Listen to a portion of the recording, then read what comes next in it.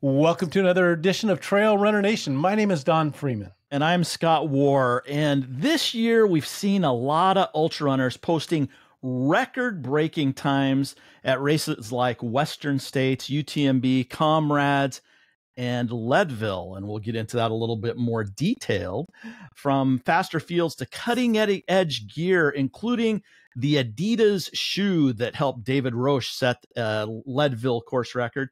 There's a lot to unpack here. Today, we're going to explore what's driving these performances and, most importantly, how you can apply these insights to improve as a runner yourself. Whether you're aiming for a personal best or simply wanting to stay healthy on the trails, we've got tips that'll help you take your running to the next level. And today we have a few of our coaches that have appeared on Trail Runner Nation multiple times. We have Coach Ian Sharman, who actually has some Guinness World Records under his belt. We have Chrissy Mail, who is now the official UTMB, the voice of UTMB, where she announced this year's race. We have David Roche, who is the new Leadville 100 course record holder. So thanks, guys, for coming on. Ian reached out to us a few weeks ago and proposed this topic. Ian, you want to explain how this even came to your mind? Certainly, yeah. The idea being that I saw a lot of really fast times. So I'll give you an example of a few of these. So this year at Western States, of the 28 fastest men's times ever, 11 of them were in this race. And of the top 9 times ever, 6 of them were in this year's race. So that's a lot of people running a lot faster. At Leadville, top 3 men, fastest podium ever. David, of course, got a course record by quite a big margin. Plus the lead woman was the second fastest time ever. And then also looking over the last couple of years, we've had world records at 24 hours, 100 miles, track stuff like that. Comrades, the biggest ultra in the world in South Africa, last year had course records for the men and women by quite a big margin for the women. And this year had another course record for the women. So I was just thinking, what is it that's making people faster? And I was also thinking this in line with cycling, because they've been having massive records too. So at the Tour de France in particular, where you've got the 2 best in the world, realistically, Jonas Vingegaard and Tadej Pogacar, and they are just so much quicker than people were in the past. And so what is it that the cyclists and the runners are maybe doing that is making them this much better in a short amount of time? And how could that help all runners, not just the people at the front? I mean, there's a lot to unpack here. I mean, is it the training philosophy? Is it nutrition? Is it the equipment? David, I want to start with you. I saw a little short clip where you donated your ASICS shoes to the ASICS Museum in Germany. Tell us a little bit about those shoes. We know that you're not sponsored, which is also an interesting thing I'd like to ask you about, why you're not sponsored. And then tell us a little bit about that ASICS shoe, and did it help you run the fastest time at Leadville 100? Well, first, starting with a correction is always a pure douchebag move on my part. But Adidas shoes, not ASICS, Adidas. I meant Adidas. I meant Adidas. And if I was to say it correctly, it's Adidas is the way that it's pronounced. It's Adidas. Yeah, so. For an unsponsored athlete, I definitely am holding water for the brand over here. Thanks, David. So, I love this topic. Thank you, Ian, for bringing it up, because you were saying, Scott, that where's it coming from? And I think the answer is probably all of the above. It's a mixed bag, and it's very tempting to just go to one thing, particularly nutrition, which I'm sure we'll get into, as the primary driver, because that applies across sports. But I think when you're seeing it in this substantial of a way, you're probably seeing essentially a lot of drivers coming together at once in a way that ends up being congruent. So it works together. So a good example, the shoes are definitely helping. Maybe a little less in trails than in roads, definitely a little less in trails than in roads. But for me personally, once I was able to figure out the Adidas Agravic Speed Ultra shoes, which are unstable. They're not necessarily the shoe for everybody, but once I was able to lock them down, they're the type of shoe that, for whatever reason, protected my legs and performed well in treadmill tests, which I always try to bring my shoes to. Nothing like the road shoes. They're not anywhere close to that. But I can foresee that in 3 years, 5, maybe even longer, maybe 6 years, we're going to be looking at a landscape that looks a lot more like roads, where the super shoes are not just faster, they're more fun to run in. They save your body. They make it more accessible to everybody. And that's one of the reasons I love this discussion, because yes, we're talking about people going really fast at the front, but I think it's going to lead to more transcendent experiences for everyone. And so when I was able to give these shoes to Adidas when they asked for them, and like wrote the time at Leadville on them, my main message was just thank you. Not for my sake, but for the fact that like this will push the field forward in a way that, yes, this is not the shoe yet. Like we're not there yet. And anyone who's running it kind of gets that. Like it's not the game changer when it comes to right now. But this is the game changer when it comes to lighting a fire under the asses of every shoe company to understand that we need to get with it, because the same type of super shoe revolution that's happened in roads and has made roads so much more fun for so many people because their bodies hold up so much better to marathons, that's coming for trails too. So David, can you kind of tell us, for us that haven't had the experience of that new Adidas shoe, what separates this? What makes it a standout for all the competition and choices that we have out there? Well, it's the first shoe where it brings some of the road tech to trails in a really direct way. So they use the same Light Strike Pro foam that comes from their road shoes. And it's a foam that works pretty well on trails because it's pretty firm, unlike some of the softer super shoe foams that you might get from other companies, which is probably one reason other companies have had trouble. But then outside of that, they're not really remaking the wheel. So when you run in the shoe, you're essentially just getting a little bit of extra, propulsion from the plate perhaps, or at least energy absorption, but without it taking away, your typical running form or anything. And I think a lot of the other companies have come at trails more from a trail is different perspective. And Adidas clearly came at it from a speed is speed perspective. And, I think that that's why it's going to end up being a relatively important shoe, solely because all of these companies have good road shoes now. Like every company has good road shoes. That tech has become ubiquitous. And I think sometimes trail is treated as the little sibling, where it's like, that little sibling is finger painting over there, while the bigger sibling is, having their paintings in the Museum of Modern Art. And what Adidas was like is like, no, this is also MoMA. And I think other companies are getting with it. And problem with shoes is that production timelines are years down the line. And I know that other shoes are coming from all of these companies. That's why I'm saying 6 years, perhaps, even for Adidas. Like Adidas is probably going to iterate off this brand or this model. Yeah, the thing I was thinking about this is, as David said, there's lots of little things that will have aggregated to maybe create these benefits, but it's also in a very short amount of time. So are the super shoes making that much of a difference? Because one of the things we know from the roads is that different shoes have different benefits to different people. So if you have 10 runners of the same speed in a marathon and you give them different super shoes, that will change the order of how they finish. And so some of them might actually be detrimental to them, even if it's helping another runner. So we know that there's benefits potentially there, but also it's much easier to get that when you've got a hard surface and you've got a carbon plate bouncing you off that versus rocky, uneven terrain at trails. So I think there's no doubt that there's probably less scope for it to make you just faster on the trail than on the road. But the other big bit, which maybe helps even more in ultras, is does it create less damage to the muscles? So one of the things I think probably helps the most towards the end of road races is that if you're feeling fresher at mile 26, you're feeling fresher at mile 100 of a road 100 miler, then you're going to be going faster if you've got less muscle damage. So a question for David, I suppose you can't compare it to another 100 miler because this was your first one. But did you feel that these shoes just wear you down a little bit less, at least in your training?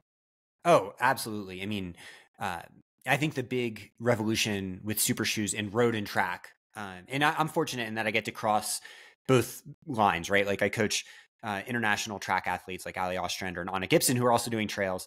And the way we like to use super shoes is more as a recovery modality. I don't necessarily care about their workout splits. I care about that it helps them recover the next day. But in the broader scope, like I think shoes are easy to point to, but I'm 100% positive I would have broken the record in other shoes. In fact, I broke the Leadville 50-mile record in a pair of unplated road shoes going into that race. I think the reason that you can kind of look at these other records or the other things we're talking about to say shoes are not the driver yet, it is something that is going to be the driver more than it is now, is that many of those times that we're talking about are just not by athletes in super shoes at all. Good example being Chris Myers, who is top 10 at Western States this year, running in Solomon's, and Solomon doesn't have a super shoe for trails yet. And, Chris in his first 100, maybe he didn't come in necessarily as the favorite and runs one of these fastest times ever. So, the other drivers I think are paramount, and the shoes are essentially a way that allows people to maybe express some of those other drivers a little bit more directly. So for me at Leadville, they felt good, but I'm almost positive it would have felt just as good if I had chosen a road shoe. The problem that points out the problem though, for me at least, the trail shoe tech is so far behind the road shoe tech that I'm left to choosing road shoes, even for a lot of tough trail races when I'm going for records. And that's just a me thing. But it's one reason I'm not sponsored by anybody, because I kind of want to see who wins.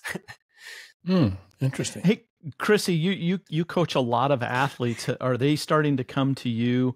We've been experiencing these super shoes, now for 3 years or maybe 4 years now. When your athletes come to you and they say, "Hey, Chrissy, I'm thinking about spending $300 plus on a pair of shoes. Is it going to help me enjoy the trail or enjoy my running more? Is it going to help me?" What do you tell them? I worked in a shoe store way back in the day, and it's so awesome to be back on here with all of you guys. I think it's been got to be over a year, David and Ian joining these two characters. Way more than that, I think. Yeah, Chrissy, so I'm just so stoked. Yeah, when you were commenting on UTMB, I was just listening to your amazing commentary and just I texted you. I was like, I just love this so much. Brings me back. I'm just so sitting over here just soaking in you two again. So and all of us.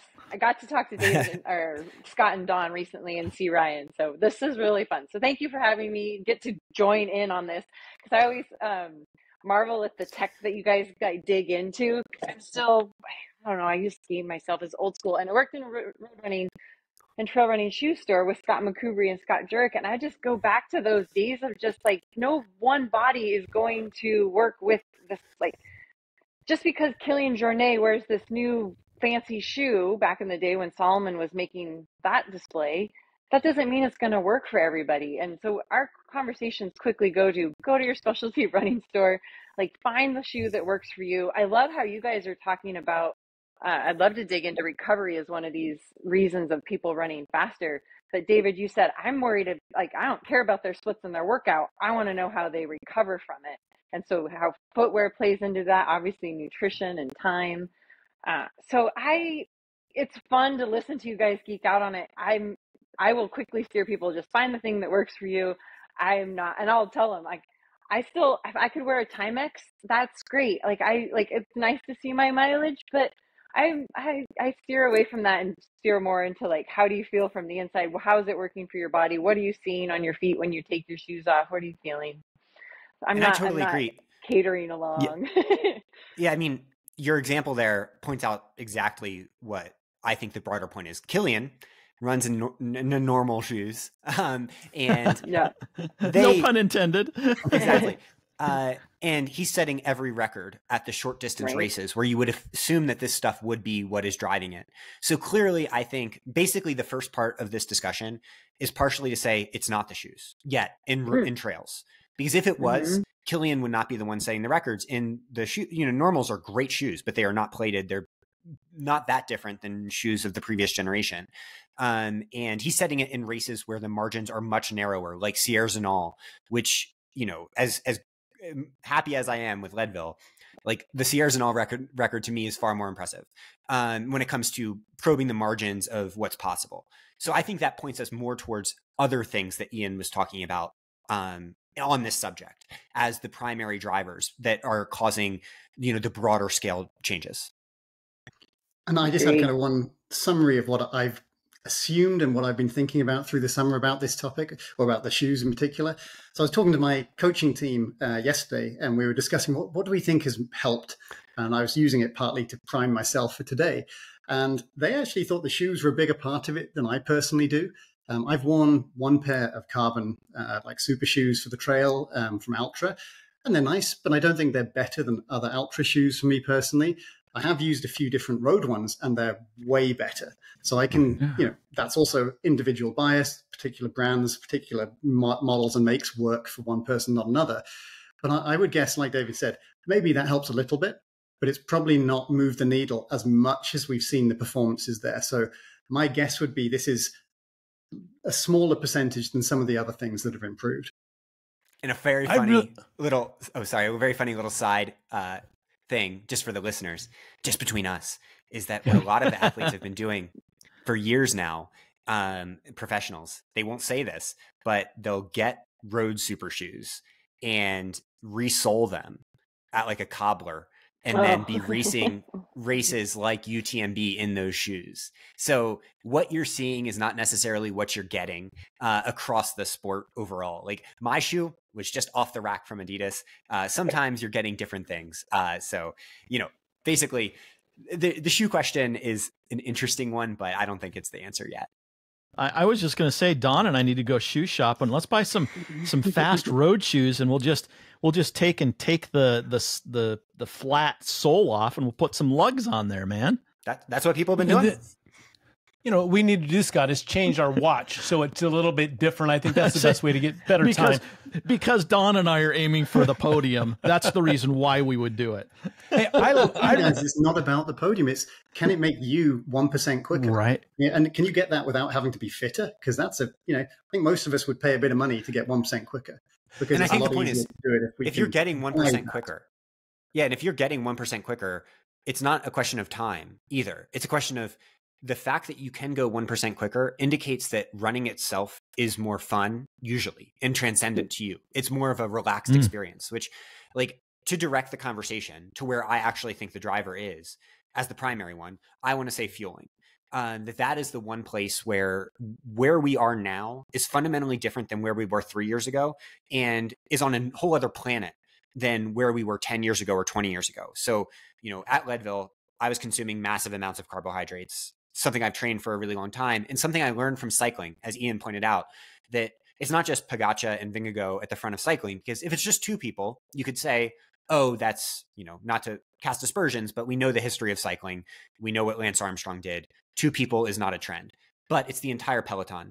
The person finishing 28th at the Tour de France has power numbers that would have won the Tour de France 7 years ago. How is that possible if it's not some cheating mechanism? And it's not. I think my experience at Leadville shows it's not. What it is, I think the primary driver is fueling, and training and racing has gone astronomical. It has taken off in ways that is partially being driven by the research, but mostly is being driven by practice of athletes that are probing the edge in cycling, who are up 120 to 140 grams of carbohydrates per hour, which is like 500 calories per hour. And they're seeing that they don't fatigue in the same ways, which makes sense when you think of it as a substrate equation. So I think fueling is where we're seeing the large thing. And the problem becomes, like, if you're applying this chasing cutoffs, the exact numbers change, but the principles don't. That exercise at high levels is a equation over how much substrate you're burning relative to how much you're taking in. And by taking more in, you can go harder. And guess what? You don't get tired quite as easily. And this is probably the area I think personally is made the biggest difference. I think David would agree there as well. So we're seeing it in the cycling, we're seeing it in running. I mean, I'd never really heard of people in something like Western States or Leadville having 500 calories per hour. That's right on the top end of what I've ever heard. Most runners I'm coaching struggle to get in 250, so half of that. And of course, this varies: a smaller person, a female versus a bigger person, etc. But generally speaking, those are massive numbers. And just being able to swallow it, never mind digest, it's difficult. So there's definitely different products, I think, today that are easier to both eat. They're more watery kind of things that go down easier. They're a bit easier to digest. And also there's the science, in particular in cycling, where they know that if you can mix different types of sugar, then you can ingest and digest more of that per hour. So these are things that have changed. And I think I heard you say, David, that if you'd have been having old style goos, there's no way you could have got that amount per hour. I actually, when I did Rocky Raccoon, that's now 13 years ago, I had about 50 gels, and they were, I think, Cliff Bar gels in 12 and a bit hours. So that's 4 gels an hour. Probably I had other food as well, so 500 calories an hour. But that's an insane amount, and I've never been able to have that amount in any other race, particularly if it's hot, particularly if it's at high altitude. But now I look back at it, it's like, well, maybe that's one of the things that helped me get a course record at that race, is I just ate so much and my stomach could take it. And now that's probably open to more people to be able to take on more carbs. The exact numbers, I'm not so sure about. 500 may not be the number of calories everyone needs, but maybe you could have 10% more, or you could be deeper in the race without stomach problems, and that's going to make anyone quicker. Chrissy. Yeah, I feel like we've been having this conversation, like the ultra runner's strongest thing is their stomach. Like, if you can be a monster eater, like, that language is still there. What I thought was fascinating was to watch that translate to a record performance like what you did, David, and that you were touting how many carbohydrates you were getting in right off the bat, where that language has been across the field, like fastest across the line and pushing cutoffs, just like, if you can eat, you can finish. So dialing in what you were saying, Ian, on having options that we can actually digest, and we're not trying to digest cheese quesadillas or pretzels and potatoes. That sometimes, that would work, and having these options that are like moving through, working in the body a lot better. I think it's really cool that you had a similar experience at Rocky Raccoon. And then the other piece I was thinking of is a lot of our language right now is about these fast race performances. And I'm pretty sure I listened to a Free Trail podcast of David and Megan talking about that 1% faster. Well, in training, and like every time you run 1% faster in a run, and then you recover from it, and then you do it again. And I think the same thing for fueling. Every time you train your body to, like, could you have ate 500 calories if you hadn't trained your gut to work at that high output and take the calories in?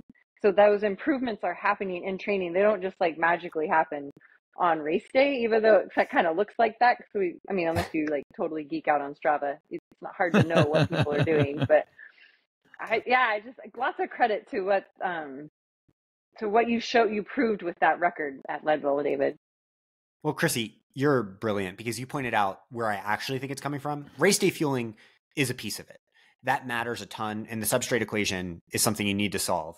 And that's hard. And it's wild to hear Ian's story about Rocky Raccoon, because I remember reading about that when I think my longest run at the time had been 14 miles, and just being mind blown by the achievement and how fast it was.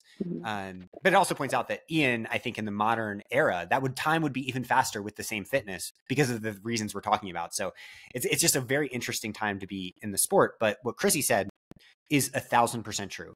This is a recovery modality. This is an adaptation modality. We jokingly called it before Leadville. I've been open about exactly how we've been pushing the margins on this.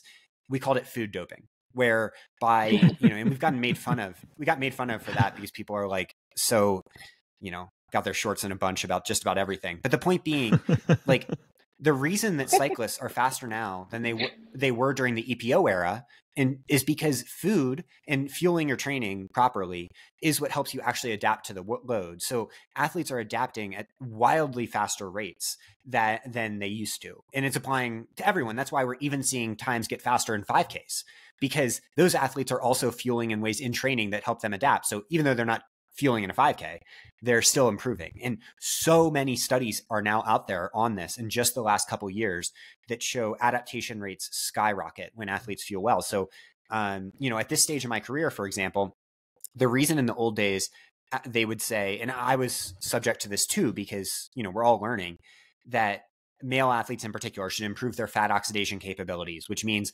sometimes you do things like fasted runs or whatever. At this stage of my career, I could go out and run 30 miles at 6 minute per mile pace without any fuel. And that is no reason to do that. Like that, I don't need to train that. No athlete needs to train that unless you never have run before, because that is a background aerobic adaptation that happens, your ability to oxidize fat.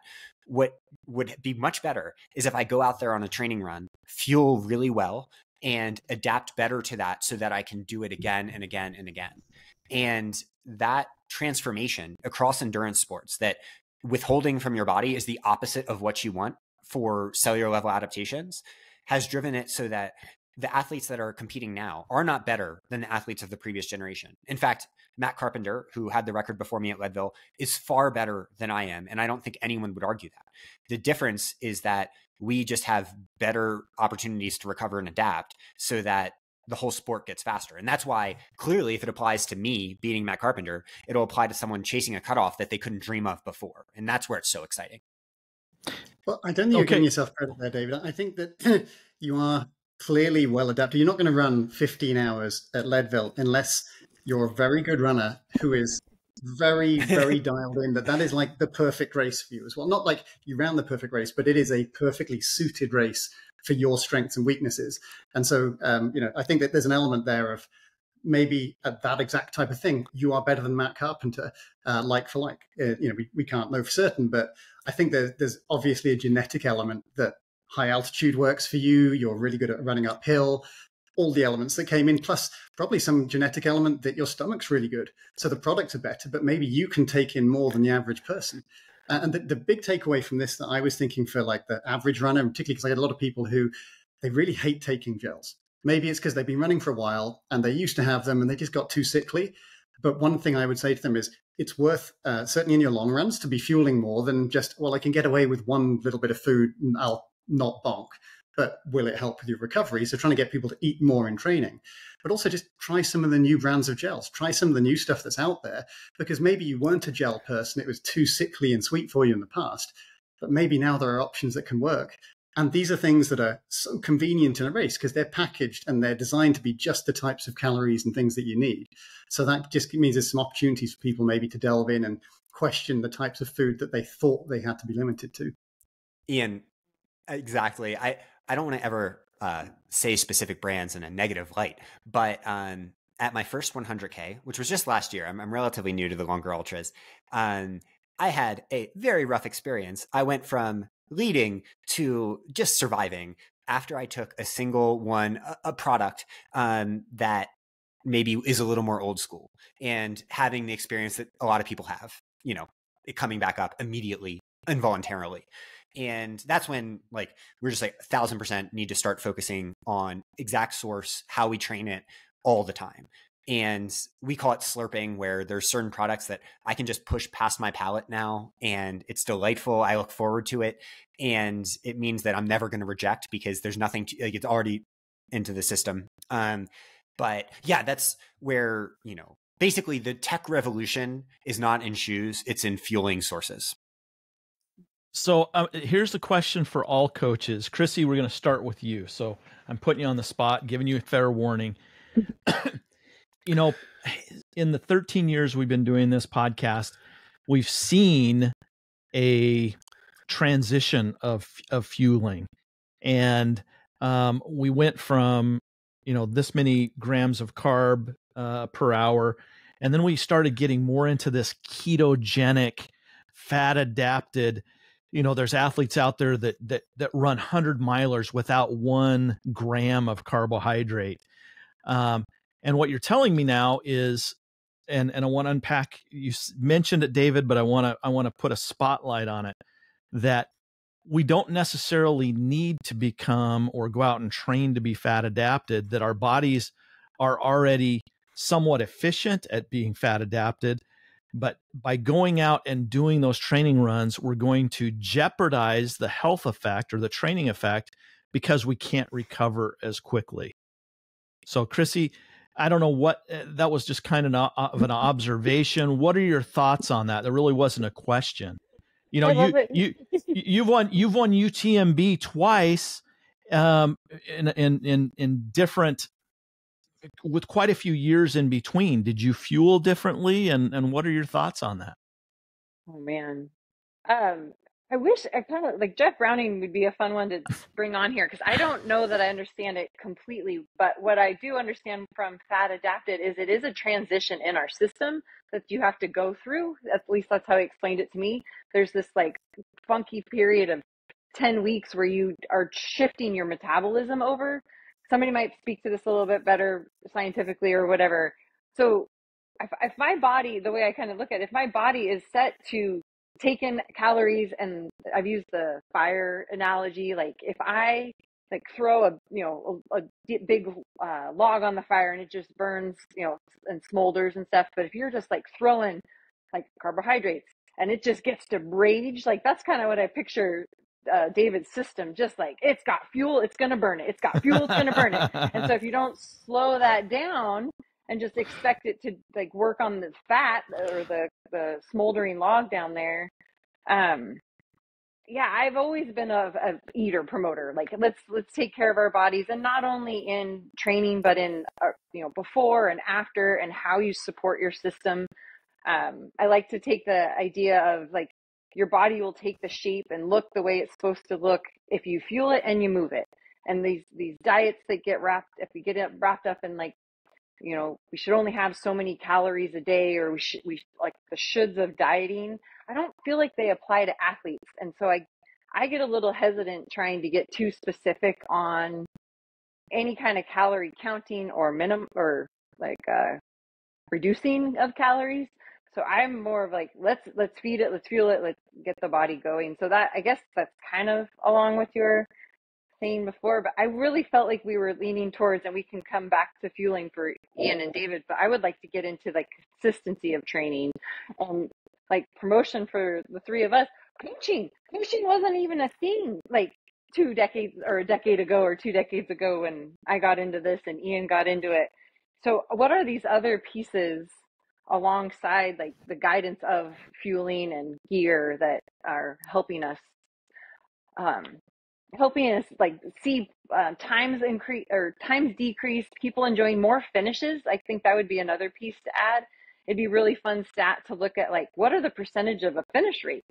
So then that's applying across the field, not just to the top elites running faster. And if I may, I might quote Katie. She got asked this question at the finish line, like, 2 years ago you won and you had a really hard day. Like, what's the difference? And they were looking for this like big, deep answer. And she just goes, consistency. And like, everybody's waiting for her to say more, like, come on. And she just like smiled and like 2 more years of running and training and that kind of thing. So putting that out there in terms of a nugget we can like talk about. So good point. I'll take that and run with it in 2 directions. So I'll build off what Chrissy said first on the metabolic piece, because I feel like we can't leave that little bit hanging when it comes to Chrissy being 100% right, being 100% right, that what Chrissy sensed early on and saw in her own experience is where we should ground this conversation. And so when you think about athletes that might be getting more fat adapted, quote, you're not ever seeing those success stories at the very top level being female athletes. And why is that? There's 2 reasons. Yeah. One is that at baseline, female athletes are largely able to burn fat at a preferential rate, even when they're relatively untrained. It's a pretty cool adaptation in human physiology over evolutionary time. But they can move those numbers just a little bit if they make dietary interventions. The problem is, if they make dietary interventions that can move those numbers, their endocrine systems get crushed. And so if you look at the studies on them, it's not just menstrual cycle dysfunction, it's bone health, it's adaptation rates. And that's why you're just not seeing it in that way. But men are slightly different, but with the same underlying problem that, yes, there might be a baseline fat oxidation rate. As you train, it improves. And so it's mostly an aerobic adaptation. But on top of that, you could do dietary interventions or training interventions that cause it to get even better. The problem is, for most people, unless they are genetic freaks in their own way, are going to see those same types of endocrine system issues. They just aren't apparent because men don't have a menstrual cycle. And this is a place where it's actually important to start with an understanding of female athletes and know that men actually need to think about the same things. We just might have slightly higher margins of error. So that theory, as much as I respect the athletes that have had success with it, and I think that it clearly works for them, there's a reason that in cycling, you would never, ever see it. No one would ever be a professional cyclist doing the same thing. And the reason is because it's physiology. And ultra running has not probed the limits quite enough yet to understand that, like, we're not that lots of things work in ultra running. And the reason lots of things work in ultra running is not because we're all delicate, unique flowers. It's because we haven't gotten to those little marginal limits of human performance that cycling has. And so if something isn't not in cycling, but it is in running, usually it's because we're not there yet. But then on what Chrissy said generally, I should let Ian jump in before I expand alpha fueling. I was going to completely agree with you there that I think, bear in mind that people like Jeff Browning, people like Zach Bitter, they still have carbohydrates during races. So they have to kind of get used to it again. But because that is something that your body cannot do without, you're still going to burn them. They're just trying to be able to use less of that and more of the fat reserves they have. But that's best case scenario, going to work better at very low intensities. We're not seeing Olympians in the marathon or the 10,000 meters or the 5,000 or anything like that doing keto, because they just couldn't get to that level. It's a lot more competitive. They wouldn't be fast enough. So I think that the main argument for people trying different diets, like a keto type thing, would just simply be that they cannot stomach eating in long races. Like they're really having problems. But then maybe the better solution would be try out some of these newer products that are easier to use rather than doing a 10-week change your entire lifestyle to then do something that is going to be maybe eating a bit less, but also a little bit lower energy. So I think that's a big part of it. But yeah, they still have carbs. They're just aiming to eat less. But I think that the stuff we're talking about here is hopefully stuff that'll actually help more for allowing you to eat more.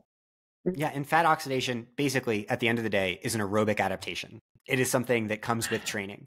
And so when I made the example about me running 30 miles without fuel, it's not to say, oh, look at me. It's to say, oh, if you're consistent, like Chrissy said, over time, these adaptations happen in the background because that's how human evolution works. And by hacking human evolution in this fashion, the example of what happens to female athletes is something we all need to be aware of. And that's why it's the one place where I talk a little bit more emphatically, solely because, the science at this point is basically unequivocal when it comes to endurance athletes. And when there's something like that and there are potential harms, particularly for female athletes, we should talk about it. But moving on a little bit from fueling to what Chrissy said with consistency overall, I think that, the training theory element of it is clearly part of the growth too. But what's interesting about training relative to fueling, and I'll tee it for everybody else, is that in fueling, higher fueling is good. That doesn't mean that, I said 120 earlier for grams of carbs per hour. High fueling for some people might be 50 or 60. That might be over their 20 or 30 they used to do. That will also help their improve. And that might be the ideal level for them. Like Courtney does low levels. She has 50 or 60 grams per hour, she says. So clearly it can work, even not at astronomical levels, just at slightly higher. But on training, everybody is doing kind of different things. And that's what's so fascinating to me. And I'd love to hear what the other coaches think is for Leadville, I did relatively low miles, focused on speed. For other races, including fast races, other athletes are doing massive miles with tons of vert and a totally different training style. So what are we seeing from a training perspective at the front of the pack? And how does that lead to conclusions for everybody? Can I just mention one more thing before we move away from nutrition? Because this is a slightly more not used as much in ultra running, but again, a little bit more in cycling, is what about ketones and bicarbonate of soda? Because these are two newer things that are out there. The cyclists are definitely using it. I believe, David, you use ketones, but not bicarbonate of soda in your race. I use bicarb. Is super expensive. Yeah, I use bicarb, but not ketones during. I use ketones for recovery. Oh, sorry. Okay, other way around. So yeah, just to ask you, what do you think that has helped with what you've seen with your own running and with your athletes? Because that's really new to ultra running, but it's clearly part of the equation in cycling. Ooh, that's a sexy topic. Yeah, no, I think I wasn't sure we were going to get to these two, but I think this is the place where, okay, let's start in track. So my eyes opened. I'm the ultimate skeptic with introducing new types of interventions at first, even when there's some studies, because I want to see it in the field. But I'm fortunate to coach top track athletes. And when you talk to the track world, a good example is 11 of the top 20 800-meter times for men were run in the last year. None of the other top 20 were ran in the previous decade. What's the difference? Bicarb, sodium bicarbonate, has become ubiquitous because Martin figured out a way that athletes could take it, which is just baking soda, with out GI distress. We've known that it causes a buffering of hydrogen ions that coincide with lactate production forever, like the acidity that you feel in your legs. But we didn't know how you could do it without having your GI system explode, essentially. Those cyclists had been doing it for a while. And that got me curious, right? Like, obviously, I need to know more. So I started doing it a little bit. And what I noticed is a fundamental difference in my particular fatigue resistance in these long efforts. And why exactly? We don't know. But a clue might have just been dropped this week. A study came out on Kilian Jornet at 2022 UTMB. If you remember that race, at every one of the crude aid stations, they were doing physiological tests on him. How cool is that? That Kilian let us look under the hood. That study just came out as a letter to the editor. And what they found, as a little sidebar in that study, is that at one point, his blood lactate got up to 19 millimoles per liter. For comparison, your LT2, so your lactate threshold, where things get really hard, is usually defined as 4.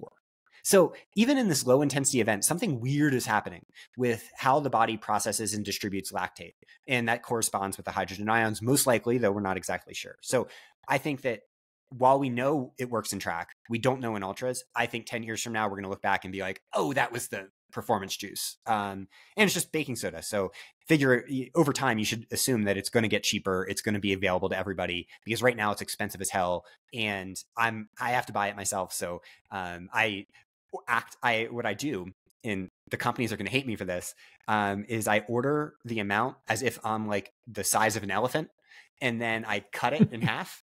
So I get double the servings. Don't necessarily recommend it, but yeah, bicarb is driving it. And then also you mentioned ketones, and the influence of ketones on recovery seems pretty defined now in the literature too. But yeah, Ian, you were going to say something. With this is it is at a lower intensity in ultra running compared to in cycling. They're doing really hardcore, maximum kind of power stuff up a hill. So they're going much more intense. When we're seeing the stuff in the track in the Olympics, again, really intense. And one of the things that particularly the bicarb potentially can help with more is when you're right at that edge. And so the thing that I'm wonder about the most, and we haven't really seen research on this yet because it's so new, is how does that help if you're not redlining it at your heart rate at a maximum level? How is it helping you if it's way below that? Is it making you feel a little bit better? And I think at the moment it's maybe more anecdotal within ultra running. And David's certainly seeing some benefits there. And it seems like there's definitely potential here, but it's newer. Tyler Green, for example, who's coached by one of my other coaches, he was using bicarb at Western States. And his feedback of that is simply, it makes him feel better, seems to have more energy. So again, it's not something measured there, but it does seem like there's the potential for this to be part of the improvements in the coming years as well. Yeah. So for those like me, that 80% of this went over my head. I've never heard of bicarbonates except for the sodium bicarbonate I put in my jacuzzi. I was thinking bicarbonate. That means I can drink 2 Coca-Colas at once, right? I have a carbonation, bicarbonation. What is it? Is it just taking a spoonful of baking soda, or is this a tablet, or is this an injection? What are you talking about? So like you, I learned the hard way. I'll just throw that out there. We talked about it on the High Lonesome episode. I learned the hard way. Go for it, David. Well, so for years, we're going back decades. We're talking 1980s. They knew that, yes, just taking a spoonful of baking soda dissolved in water has the potential to improve in performance at high intensity. And there's a physiological mechanism for it in terms of how it buffers the hydrogen ions I talked about. The problem is, this might not be appropriate, but I call it bicarb cholera. When you take this baking soda and it hits your GI system in the wrong way, you will go to the bathroom 75 times. Like, not even, not exaggerated at all. I've had that experience once. Chrissy's raising her hand. So she had, that's how you discovered it. Okay, yeah. Good. Go ahead, David. But over the course of decades, this research mostly petered out because, like, we understand it does interesting things. And maybe most interesting is that there are some studies that show it actually enhances adaptation rate via mitochondrial signaling in ways we don't understand. And this is just baking soda. off our shelf that's totally legal, and you couldn't see any reason for it not to be. Like, it seems totally ethical too. But Martin came along a few years ago and figured out a way to encapsulate it so that it can bypass the upper GI system. When you take it in this very strange way. Like, you spoon it and then you swallow it while it's encapsulated. It's strange. It's a very weird experience. It's good GI training because it just makes you practice. Problem is, Martin charges a lot for it. And I'm just like, who is going to come out and make the generic version of this? Because it's baking soda. It should cost like $0. But for now, what we're seeing is this weird valley of knowledge where we know now it improves performance in these short events. And that's why I would say 80% of track runners are taking it prior to their events and their training, because just like shoes, helps you perform better in training, helps you adapt better, might be other things. We're right now in ultras at this very strange point where the mechanisms of action of the short distance stuff aren't directly applicable, as Ian said. But thinking about that Kilian Jornet study and thinking about the anecdotal experiences that are now becoming much more ubiquitous. If we could get people to be honest on podcasts, the number that are actually taking it is much higher than we think. The problem is people are not honest because they fear that people are like, if you ever hear an interview after a great race, everyone's like, oh, I just took a vitamin D pill. The reason that they say that is that they don't want to be questioned, right? But realistically, this is much more common than people are making it out to be. And so what are we seeing? Who knows? But it could be driving some of this, not all, because again, like we mentioned Western States before, and I coached a few athletes in the top 10, and none of them were taking bicarb for that race. But I think maybe at the very, very top, Kilian's of the world. Kilian took it in 2022, for example, at that race. Way back, he was so far ahead of the curve on this. That is, whenever Kilian does something, my ears pick up because he might be the best scientist in our sport, even though he's not like a formal researcher. So I'm thinking as I'm hearing this, let's say that I somehow in a miraculous way get drawn to run Western States again. And I'm older now and I'm thinking, this is my shot. I want to finish. I want to do well. Do I go out and buy some of this bicarbonate stuff? And do I start using it as a back of the packer guy? Is it going to help me increase my chances of finishing? Now, of course, I'm going to train, right? I mean, I'm not just going to sit on the couch and take this bicarbonate stuff, but is there a training benefit by doing this as a mid to back of the pack guy? That's the biggest benefit. It's training benefit. This is not all of this stuff we're talking about is how do we stack adaptations? Because like day of, we're looking at 1% maybe. We're not looking at big changes on day of. And a fascinating study came out in 2006, actually, back in the day when they did, risk bicarb cholera for these study interventions, which had female cyclists do a 6-week intervention where they all did the same workout, bicarb group, control group. The bicarb group ended up getting a 30-watt increase in their functional threshold power. And the reason isn't because they were taking bicarb on the testing day. The reason is that it allowed them to do slightly more in training each day so that they, stacked up those continuous gains. And it's not an everyday thing. It's something that, at least for me, I would only take on a hard run or whatever. But it basically adds in. You add that. That's maybe a small thing. The fueling is a big thing. Post-exercise ketones might be a thing. Nutrition overall, might be a thing. Training and training interventions are the biggest thing of all, right? Like none of this works without really good training interventions. And then psychology and understanding the brain end of this is a huge thing. Yes. And, you're essentially stacking a bunch of understanding of that quote unquote elite performance is for everybody.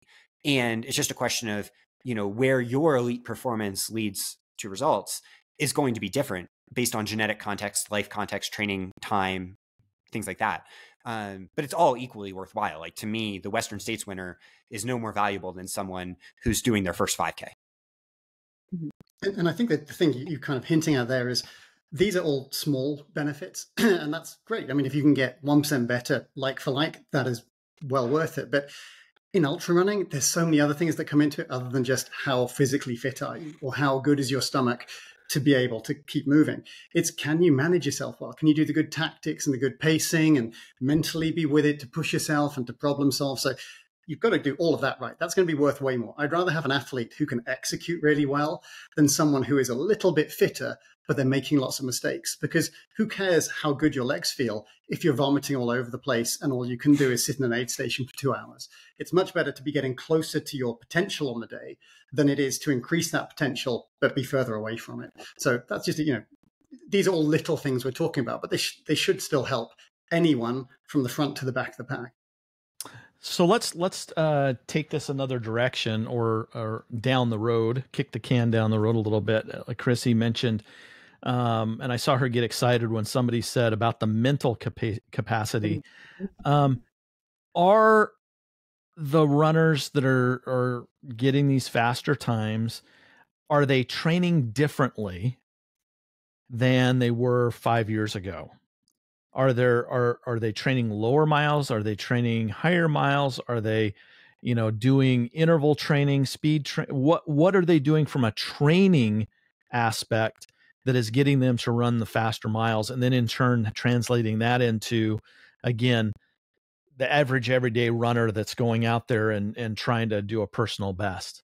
Well, I'll start off. I'm sure you guys will have different takes on this as well, but I would say there's not been dramatic changes in how people train. You hear about things like the Norwegian method and all these kind of things. I think it's just there's a lot more fast people in the sport. There's more depth. So if you have twice as many fast people potentially, then there's going to be more people running quickly. But I'm not sure that they've dramatically changed that. I think there's just more people committing to it, doing it as a full-time job. There's more money in the sport. There's more use of coaches. There's more dialing in for all the details there. But probably related to this is things like having just more professionalism in the sport. So that comes down to how they're preparing for races, other things that might be affecting their ability to train or recover, maybe like Rod Farvard, for example, who was second at Western States. He'd had, I think, 3 other Western States, which are further back.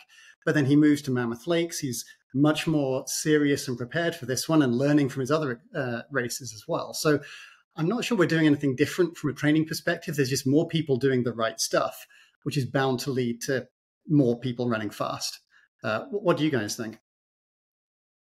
Well, I want to give it to Chrissy. You're next. But I do want to say, just as a little vote, Rod Farvard has been very open about his fueling strategies, and his biggest change of all, as I understand it, is going to very high carb fueling, as he's had these massive international breakthroughs. And so much gratitude to him and Vic Johnson, who I think is his nutritionist, for releasing that. So little vote there.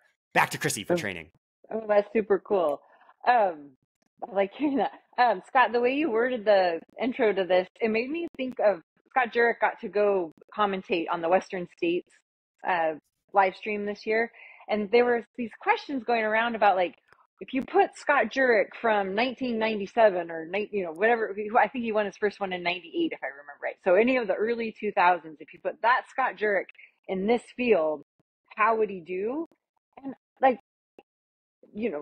athletic aside, like, I think of the Scott Jurek in the early 2000s who was working a full-time PT job, was living in Seattle, kind of training alone. Like, there weren't as many, like, not that he was alone, but there wasn't this, like, group of elites in Mammoth camp or around the, I don't know, training camps or having a coach or anything like that. So how can you compare that elite athlete of the early 2000s to an elite athlete in 2024 when it's not apples to apples in terms of time? So I think it backs up what you were saying, Ian, about the training maybe hasn't changed that much, but everything around it has changed a lot. And I think the word professionalism is key part to that. Income is coming because this is now their job. And I gave a quote to Abby Levine, to Trevor, because I was like, Katie Scheid is owning and honing this, like, professionalism of how she approaches this sport. It's her job. She chooses to live based on where she can train the best for the races that she's doing. There's sponsorship dollars supporting it. There's these teams that support, like, massage therapy, PT, mental coaching, which I would love to dive into that part of how that changes and increases the percentage of finishing, let alone faster times across the board. Yes, so I guess I just wanted to insert that story about why are they running faster? I feel it's like what else is happening around the training that's a big piece of why we're seeing these increases in speed, increase in the sport, like people coming to it, and then the numbers of finishers coming across the line. Yeah, I totally agree. And I think that being said, though, the tie back to Scott Jurek in the mid 2000s brings me back to when I first became aware of this sport, which is like 2006 or whatever, when I quit football. And I started to learn about the sport primarily from like blogs that people would write, like top ultra runners would write. And they would talk about their training back when I was struggling to run a mile. Like you're reading about these people doing these unthinkable things. And I remember reading about training, and people often were just not doing any workouts, let's say. They were just kind of going out there and running, which is great. But like, obviously they're at a humongous disadvantage. And that's not everybody. Like Matt Carpenter was so far ahead of his time in terms of training theory. But there are a lot of people that viewed ultra running as like a mileage equation rather than other types of equations. And nowadays, none of these people we're talking about, they're all doing workouts, and every workout looks different. The approach to it is totally different. Like our approach focused on like speed and power might be a little different than athletes that are focusing on more steady state, threshold, long distance type workouts. But that is kind of the ubiquitous element amongst all of these performances. And I think while specific training modalities are probably basically irrelevant to this conversation and clearly individual dependent, and lots of things work. This isn't like fueling. Lots of things work. What's so interesting is that when you're thinking about someone that's at chasing a cutoff, maybe they view themselves like those athletes used to view themselves at the front of the pack, where they're like, oh, well, it's ultra running. You don't need workouts. Like, why would I do a workout? But the point is, if you can just introduce something, anything, it doesn't need to be much. It could be the smallest little stimulus for you. There's just like a more intense stimulus. I don't even care what it is. You're going to see massive growth. So the analogy for everybody else isn't saying, oh, I want to chase a course record, I should do a workout. It's to say, oh, I want to get anywhere close to where my individual potential is. I should do something like this once a week, or whatever the number is. That can be with a coach, or it can just be solo. And what's cool is it's kind of liberating, and it's liberating as a coach even, to know, oh, different things work for everybody. Like I took a totally different approach to Leadville than someone might have taken that could run the same time, maybe. And that's like huge, because on one hand, it's like, there's no need to chase perfection. All we need is to do something that works for our bodies and our souls and our life. Yeah. I feel like that's what was happening, but it wasn't scheduled. Like I'm just like flashing back to doing like the Thursday night tempo run with the store, and we'd just run as fast as we could. We'd like warm up and run as fast as we could, and then we'd cool down. So that was like our stimulus on Thursday. But it just wasn't like scheduled or planned or intervals, or I think it's kind of fun to think about it in this like improving upon what was there before. But I think you're totally right. The stimulus has changed quite a bit. Absolutely. I love that example. Like I think that shows, like essentially we're looking at a sport that used to be in black and white, and now it's in crystal clear HD a little bit. And we're still learning. But like, I think it's with running, it's more akin to when we think about like NBA or basketball or baseball in 1950 or 60, when we're comparing to 2010 even. The sport has accelerated so much in how people understand it. And I think the mistake a lot of athletes make is they don't think they're worthy of upgrading from black and white for themselves. But the point, it makes it so much more fun and enjoyable of an experience if you're like, oh, I deserve HD too, even if, I'm running my first 5K. Like the same physiology, the same things that Chrissy feels when she's winning UTMB is the same things that I feel when I'm running my first mile. Like it's all the same chemical processes. And once you have that knowledge that you're just as deserving of it, and you can be an HD too, even if it doesn't lead to the same places, I think that basically unlocks a lot of the training questions, Yeah, and I think that the benefits that runners get from having even just some speed work versus none, but the more professional it is, the better you're likely to do, the more guided it is, the quicker you can get along that learning curve, because it's going to be different for each person, of course. One of the things that I'd heard you mention in some of the other podcasts recently after Leadville, David, is that you ran every step of the race, and that you think that a takeaway for how others can be quicker, even for slower runners, would be to try and run more of a 100-miler or a 200-miler. And that was one thing that I thought that doesn't quite seem to fit in with what I'm seeing in general. I think it totally works for really fast runners and really talented ones, especially where uphills are just easy for them. But this is why I kind of want to ask you about this, is the idea that if you wear yourself out more, then we had a podcast on this a couple of months ago, guys, about durability. If you go a little bit above what's sustainable, you're going to be rapidly reducing your capabilities for later on in the race. So again, in terms of what you're genetically good at, you're an amazing uphill runner. Hearing you talk about just being in zone 2, going up 20% gradients on Hope Pass, I'm nowhere near that hiking up there. Like it's way above those kind of heart rates. But do you think that, or how would you explain that in more detail of how you think that, say, a slower runner who is not nearly as fit and they'll be chasing cutoffs, how could they benefit from running more, given that that's more pounding and a higher heart rate and burning through the calories quicker? Well, I mean, I love that. I think, to take a quick step back, for those that don't know, Ian has won Leadville a million times. And I learned so much from Ian as I approached this, record that people said would be impossible, right? And just in context there, I hike about 25 miles out of the 100. Oh, yeah, no. And I get it. No, and I mean, the main things I learned from you is how to approach the course, and also the downhill elements of it. You're one of the best downhill runners that's ever lived. And, I hammered the backside of Hope Pass in training, specifically thinking about the ways you've talked about these types of training interventions leading up to races. Still wasn't able to get Ian's time anywhere close to it, but I did it, and it helped. But yeah, so on the specific question, when it comes to climbing, so Megan and I, and Megan is my coach, and she's Coach Tara Dower, who just set the Appalachian Trail FKT. And I think one of the big metabolic things that I think is sometimes missed in athletes is that when they break into hikes too soon, too readily, all the time, the problem is not on day of. Day of, that is definitely the right decision for those athletes. This gets back to the same discussion as the 1% gains we see. By training it just slightly more, and this isn't applying to Ian. Ian's one of the best in the world. Clearly, it was right. I mean more for the person that might be cutting themselves down big. Every time it goes up, I guess I'm walking. Those types of people, if they just start to learn to run 2% more on a day, they'll see just a slight increase in their ability over time to where a year or two from now, they're unrecognizable to themselves.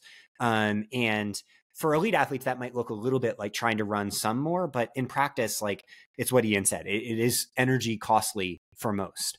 It's more about, we call it, this type of climbing style is essentially trying to get everyone to run a few more steps than they might be predisposed to in training, and then applying that in racing too, because they've thus adapted to it. And basically, again, I'm always trying to think, well, if you're trying to look for growth, sometimes I think we zoom in too much to what leads to your best performance on the day, when we should be thinking a little bit more about what leads to your best adaptations on the day. And that's where our approach to hiking comes in. But obviously, hiking wins and loses races. It is totally an indispensable part of it. And what I did at Leadville is not universally applicable. It's barely applicable. It's only applicable by analogy. You guys knew I had to bring up hiking at some point. We're talking about ultra running, and I'm on a podcast, so it's going to come up. But, well, I mean, just interesting because getting you to explain that a little bit more, that makes more sense to me. While the idea of someone who is already going to fatigue a lot to push too hard in a race potentially and have their heart rate up above what's sustainable, that to me makes much less sense. But looking at it that way, I mean, I'd agree. The more you can gain more fitness, the stronger you are on the hills, the easier it's going to be on race day, the less it's going to take out of you, and the more of it you can run with it staying easy as well. But I think it's important I think it's just important to insult myself and compliment Ian in that conversation, is that, Ian is one of the most consistently excellent ultra runners in history, exemplified by his Western States streak of top 10 finishes. And his approach to that he then, gives to the world with the hiking is part of why he's so consistent. Obviously, that has played just an immense role in it, that he can control, that he can fall into that at any time. And then he can also run downhills great at any time, because it's, he's fantastic at it. Whereas I'm a streaky athlete, and that's why it's one of those do as I say, not as I do moments when it comes to coaching. So thank you, Ian. Well, just a little secret there. I'm just not very good at running uphill. I have to be good at hiking. As a coaching point to add on to what you guys are saying is just the transitions from walking to running, and running to walking or hiking or power hiking, wherever you have to talk about moving at a different pace. I think we can lose a lot of energy in okay, now I'm going to start running. Or if if you start like swinging your arms faster to move into running faster. So giving like a little hot tip, if you will, or whatever, to somebody that's like, how do I transition better or save time or think about moving from running to walking or hiking back and forth? If you're more intentional about that changeover, like maybe starting to run, I think this is where you're 2%, David, like if you starting to run before you're at the top of the hill, like just trying to pick up your pace so that by the time you crest the hill and you're cruising down the other side, you're already gaining speed and not like, oh, at the top of the hill, okay, maybe I'll run now. So just like, yeah, just a little hot tip on top of how to train a little bit for your running to hiking transitions. And I think if you transition from a run to an efficient hike, it doesn't mean you've resigned and the hill has defeated you. You're Right. strategically taking a moment in and saying, I'm going to take 25 steps here at a hike, and then I'm going to resume the run and get into a rhythm of a little bit of a hike, a bit of a run, and just climb that hill with that rhythm. And next thing you know, you're not exhausted and spent at the top, and you have something to go like Ian down that hill with some speed. One of those all-time gold nuggets that we've talked about on the podcast a number of times, do a 25-25 up the hill. Good point, Don. Well, and the thing is, you want to be choosing to power hike, not needing a walking break. You don't keep going until you're so out of breath and tired. So if you don't practice that in training and get used to the idea that it's a strategy to use the hiking, you're not going to be as good at it. That's why I never use the phrase walking when I'm telling people to do stuff in training. I say power hike because it's meaningful and you're choosing to do it while you're still feeling good to save you for later. You can never let yourself get into a hole. You need to always stay on top within reach. You need to be able to climb back out fairly quickly, because once you get so depleted, it's going to take hours of rehab to get you back on top. And you don't have hours to get back on top. You've got to see it coming early, adjust rapidly, make that change so you're always just within reach of recovery. I think that's where the real wise ultra runners start, and the veterans, is they read their body in real time so well that and you can use your heart rate, you could use the way your legs feel, you can use a lot of biometrics to figure it out. But keeping yourself close to the edge, in a positive edge, is good, and not sinking too deep and destroying yourself so you become just another story. This has been a really fun discussion, and I want to end with the thought that I think Chrissy mentioned this, that there's a lot of differences between 5 years ago and now. One of the things is coaching is more available and to just the normal runner. 10 years ago when I first started running, or whenever, 15 years ago, whenever it was, you're losing track, pal. For me to hire a coach, I mean, that would have I just would have thought that's unheard of. I just go out with my friends and I run and try to keep up with them. And that's my training workout. Right. And if you haven't hired a coach, I would recommend doing it. Just to give you the experiment of doing that. And I will tell you, from a personal standpoint, back during COVID, I hired David to give me some coaching. Don had moved away, so we weren't running together as often, and I needed something to get me out the door, and that's really the primary reason. But what I learned very quickly was all of my running was the same thing, same pace, same intensity, usually the same route. And yes, that was good. But what David helped me understand was, by purposefully doing a workout, what he calls a workout, having Monday, you need to put in some speed work, or don't do as much mileage today, but increase your intensity, do some hill workouts, hill repeats.